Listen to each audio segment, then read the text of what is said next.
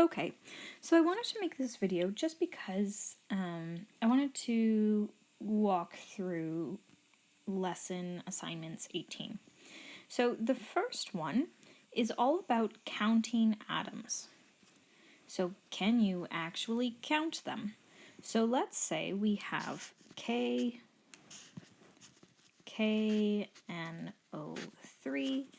Well, in that case, I know that we have 1 potassium, 1 nitrogen, and 3 oxygen. Maybe this changes a bit, and instead we have, I don't know, calcium nitrate, except because the charge on calcium is +2, and the charge on our nitrate is -1, then if I do a little flippy flip, this 2 goes down here, and this 1 goes down here, which leaves me with calcium nitrate 2. So, if we were to count these atoms, then we would say there's 1 calcium.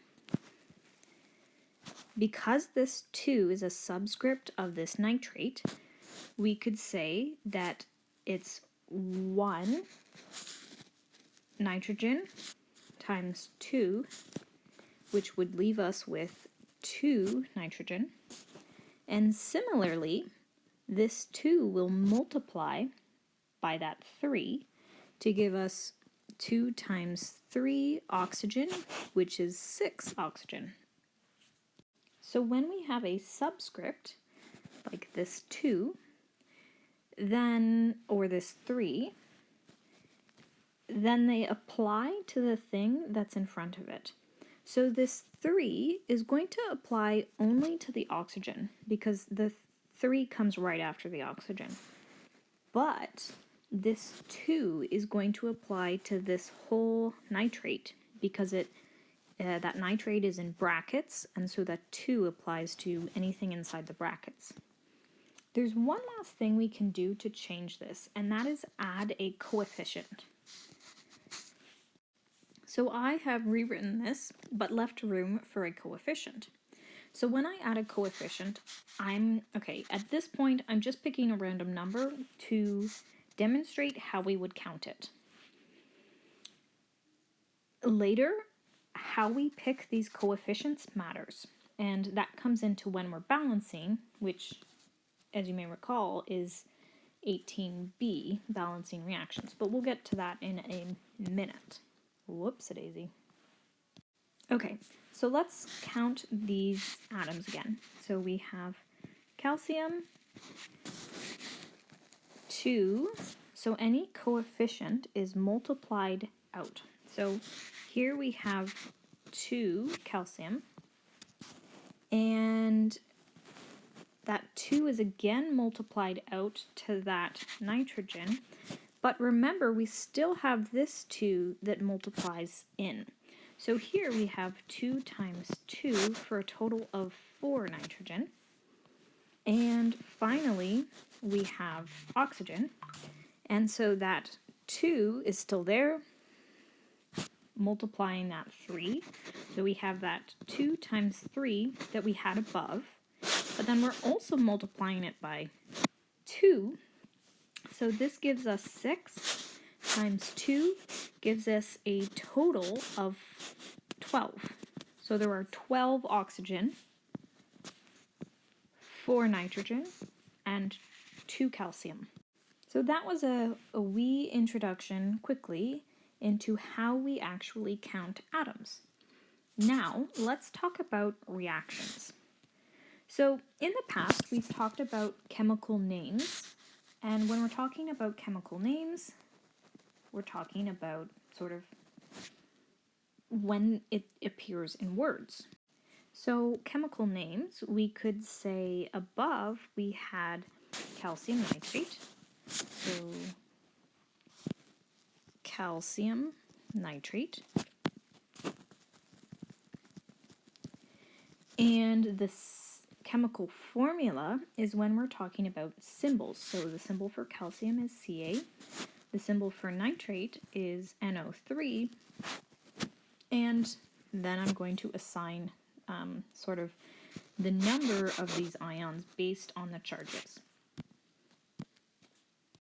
Now, one final thing is everyone knows chemistry has to do with chemical reactions.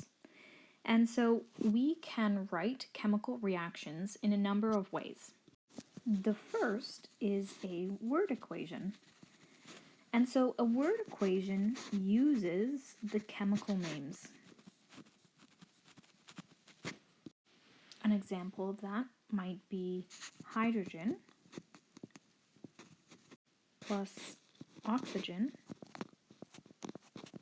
will produce water. Notice the chemical name of water is water, not hydrogen dioxide.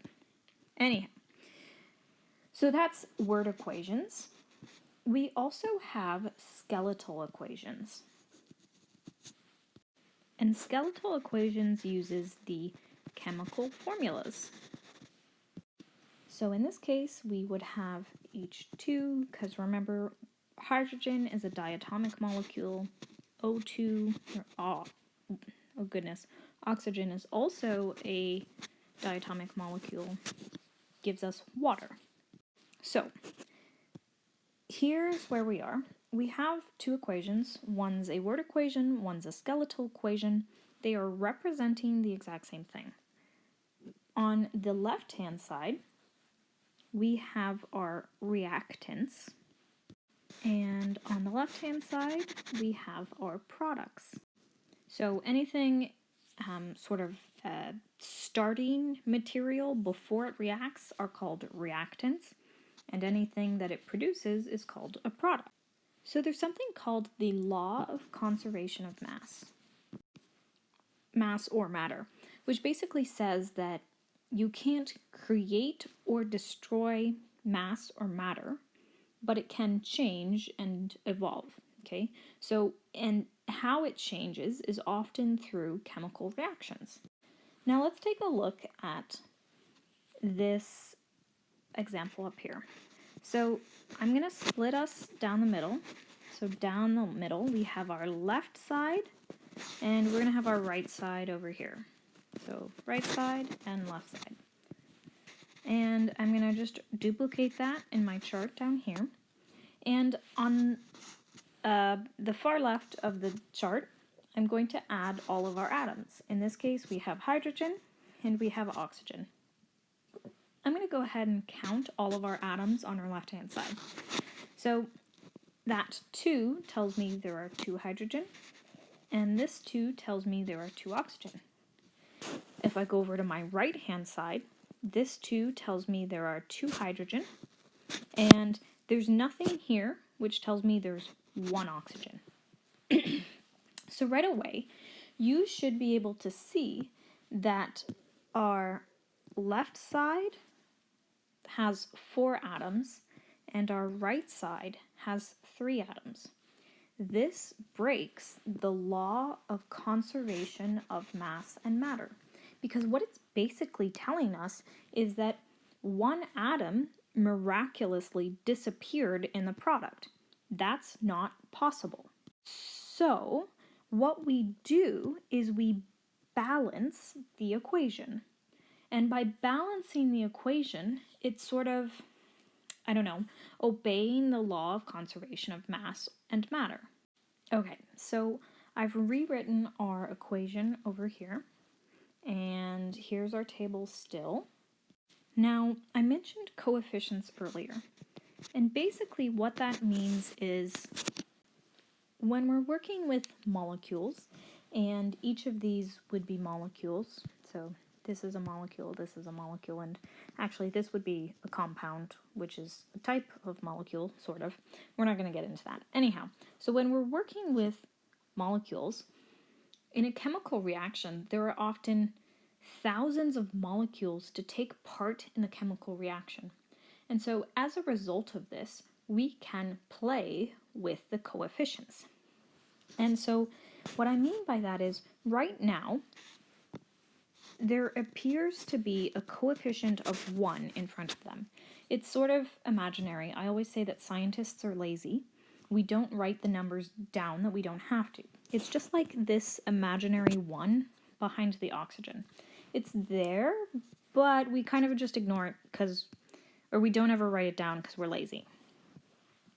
So we're going to add coefficients to make sure that the numbers on the left-hand side, so over here, equal this.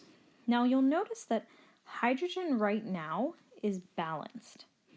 When I say balanced, it means that the numbers on the left-hand side are equal to the numbers on the right-hand side. So hydrogen is balanced, but oxygen is not balanced because we have one more oxygen on the left-hand side than on the right-hand side.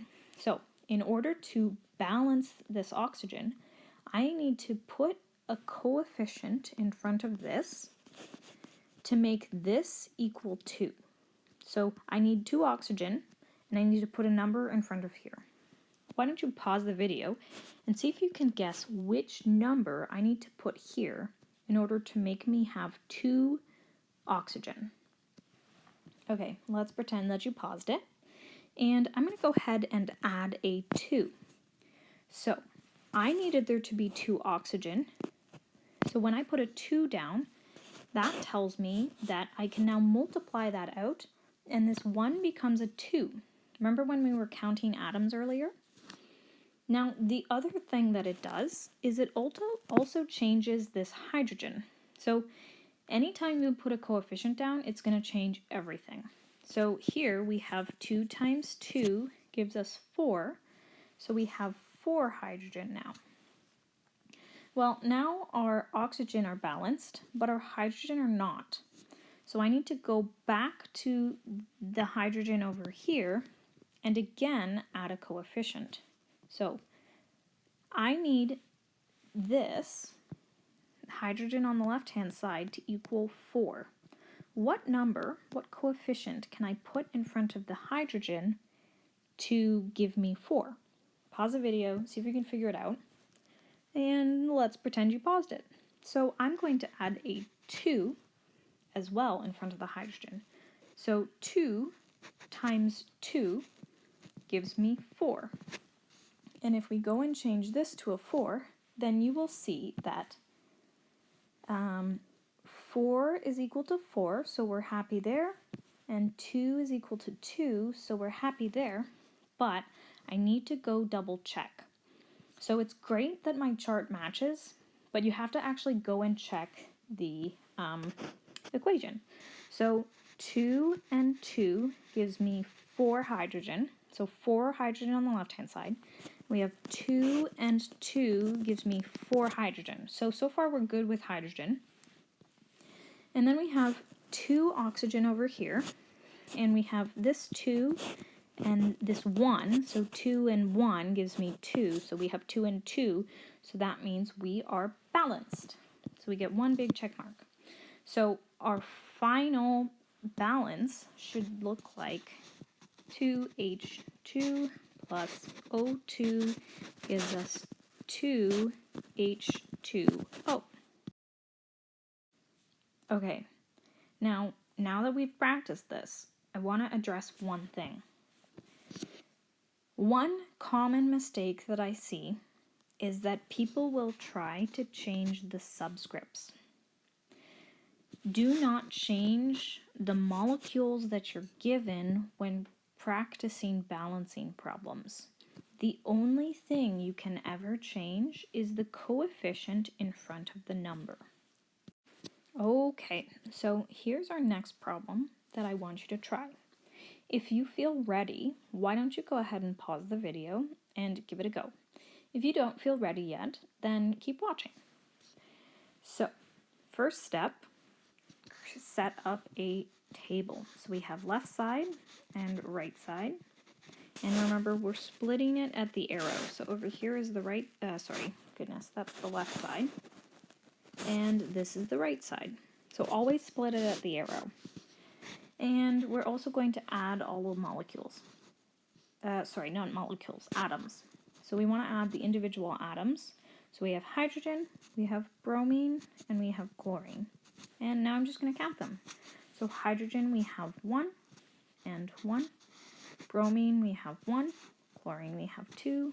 Chlorine, we have 1. And bromine, we have 2. So again, I'm just looking at the subscripts. If there's no subscript there, then it tells me a 1. If there is a subscript there, then it's sort of whatever number it is, and it gets a little bit more complicated if there are brackets or if there are coefficients. But right now, no coefficients. So now that we're here, I want to give you a bit of steps. Generally speaking, we balance the metals first. So you'd want to try and balance the metals first. If you don't, it's not the end of the world. It'll be fine. 2, we balance the non-metals next. 3, the hydrogen atoms, and then 4, oxygen atoms. But just know that often you will end up balancing these at the same time. For example, if we zoom out to our last problem, our water molecule has hydrogen and oxygen together. So in that case, you're often going to be balancing them together. Anyhow, so we don't have any metals in this problem because hydrogen, bromine, chlorine are all nonmetals. Bromine and chlorine are on the right-hand side of the staircase, and there's just no metals. So we move on to nonmetals. Hydrogen, remember that hydrogen we need to balance third, but notice that it's actually already balanced for now. Bromine is not balanced because we have 1 on the left-hand side, 2 on the right-hand side. And same goes for chlorine, except the opposite situation. So I'm going to balance bromine first, just because it's sort of next in my chart. If you want to do chlorine first, that's totally fine. So what I see is that we have 2 bromine on the right-hand side, 2 bromine right here. And I need to make sure that there are 2 bromine on the left-hand side. So I'm going to add a coefficient, and I need to choose a coefficient that will result in me getting 2 bromine. It is okay if other things change. Just focus on one atom at a time, and then we'll go back and fix the other atoms when we get to it. So, can you figure out what that number is? If you want a bit of time to think, try and pause the video, and I want you to try and figure out what that number is. Remember what we did up above. In this case, so I'm going to go ahead and say the answer now. In this case, we are going to be adding a 2, because when we multiply 2 by 1, that changes it to a 2, which is what we need it to do. That 2 is also going to multiply out that hydrogen, so 2 times 1, that'll change that as well. Now, okay, so you may notice that our hydrogen is no longer balanced. That's okay. Remember, that's still step 3, so we will come back to it. First, let's focus on chlorine. So chlorine has 2 on the left-hand side, because this little subscript guy, and only 1 on the right-hand side. So again, we need to add a coefficient that causes that chlorine to be 2. This is the exact same as the last one, so I'm going to go ahead and add a 2, which causes this to become a 2, and that hydrogen also to become a 2. So you may notice that we have 2 and 2, 2 and 2, and 2 and 2, which means they are balanced. I would then recommend that you go and check. So hydrogen is 2, hydrogen is 2, bromine is 2, and bromine is 2, chlorine is 2, and chlorine is 2. So everything is balanced, which means you are good to go. Okay, so that is a really brief example of balancing and counting and how they're used, or how counting is used to balance chemical equations. These are some pretty simple, straightforward problems. I recommend that you practice some more challenging ones. Good luck!